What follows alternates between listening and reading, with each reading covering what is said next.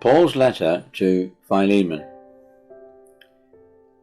This is a personal letter written by Paul to his dear friend Philemon, appealing to him on behalf of a runaway slave called Onesimus, whom he had met whilst imprisoned in Rome. The letter can be viewed under three headings. Firstly, verses 1 to 7, Paul's appreciation and praise. Secondly, verses 8 to 16, Paul's appeal and plea. Thirdly, verses 17 to 25, Paul's assurance and promise. Firstly then, verses 1 to 7, Paul's appreciation and praise. Paul was a prisoner in Rome, but he regarded himself rather as a prisoner of Jesus Christ.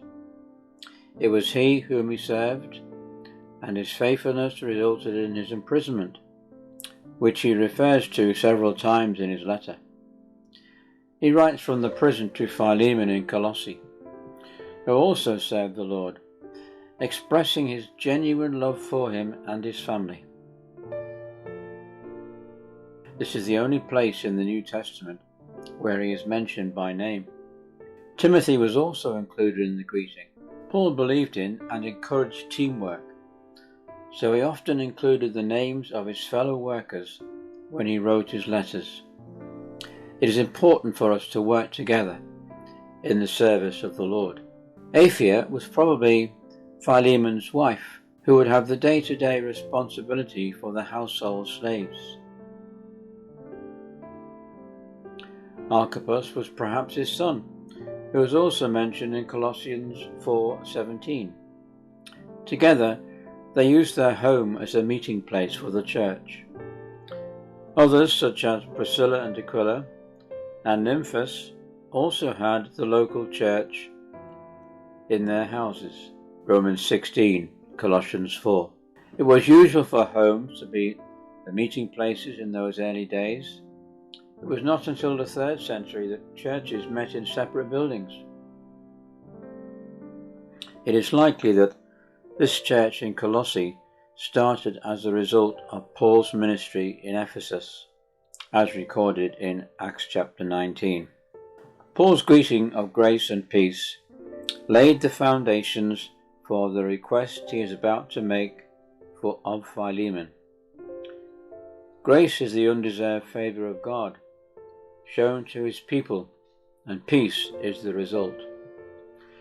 These come in abundance from the Father and the Son.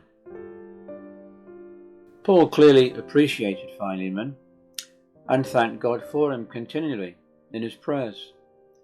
It is always a great encouragement to know that others are praying for you. God honours consistent and persistent prayer. Paul's prayer life must have been extensive, for he frequently prayed for others as well as for all the churches. He must have spent a considerable time each day in prayer. Philemon had a good testimony as a believer. His love and faith was a source of joy to the apostle. Love for the Lord is expressed and demonstrated by our love for one another. We cannot claim to love the Lord if we do not love his people, as 1 John 4:20 teaches us. Paul's hope and expectation was that Philemon would continue to be active in sharing his faith, resulting in a fuller understanding of all that believers have in Christ.